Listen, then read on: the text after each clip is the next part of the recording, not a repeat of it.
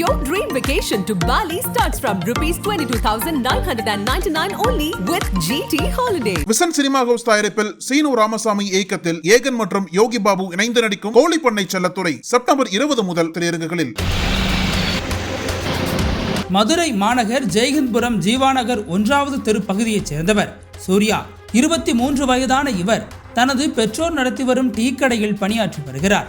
இந்த நிலையில் சூர்யாவின் நண்பர்களுக்கும் அம்பேத்கர் நகர் பகுதியைச் சேர்ந்த பிரவீன் ராஜா, ராஜேஷ், ராஜா, ஜலாலுதீன் என்ற காட்டுப்பூனை, தக்காளி கார்த்திக், லிங்கராஜா, மாதேஷ் ஆகியோருக்கும் கடந்த 2 ஆண்டுகளாகவே தெருவிற்குள் யார் பெரிய ஆள் என்பதில் அடிக்கடி தகராறு ஏற்பட்டுள்ளது. இந்த நிலையில் கடந்த 3 மாதமாக இன்ஸ்டாகிராமில் யார் பெரிய ஆள் மோதி பார்க்கலாம் எனவும் விரைவில் களத்துக்கு வாடா சந்திப்போம் எனவும் பல்வேறு பதிவுகளை இவர்கள் ரீல்ஸில் பதிவிட்டு வந்துள்ளனர்.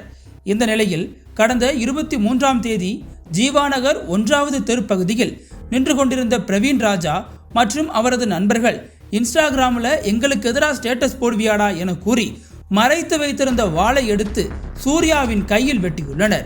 இந்த திடீர் தாக்குதலை எதிர்பார்க்காத சூர்யா அங்கிருந்து தப்பியோட முயன்றபோது அவரை துரத்தி தலை, கால் என மாறி மாறி வெட்டியுள்ளனர்.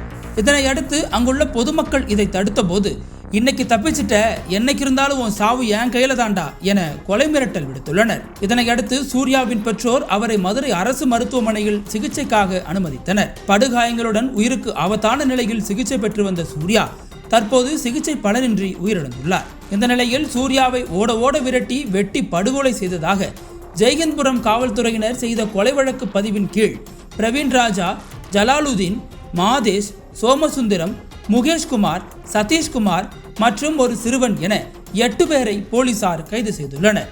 பின்னர் அவர்களிடமிருந்து வாள்கள் மற்றும் செல்போன்களை பறிமுதல் செய்தனர்.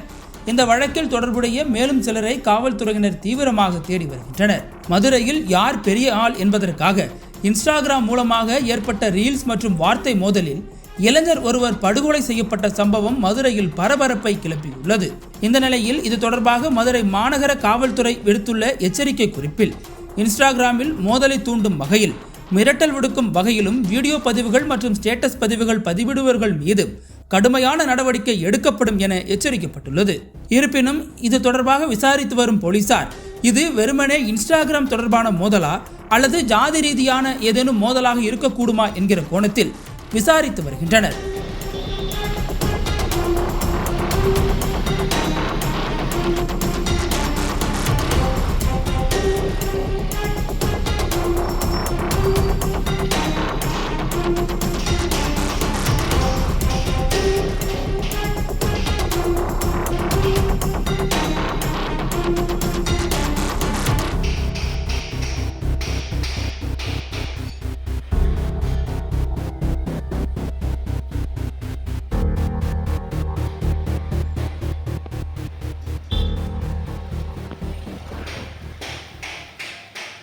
என் நடிப்பை ஜெயலலிதா பாராட்ட மறுத்தார். ஏன் தெரியுமா?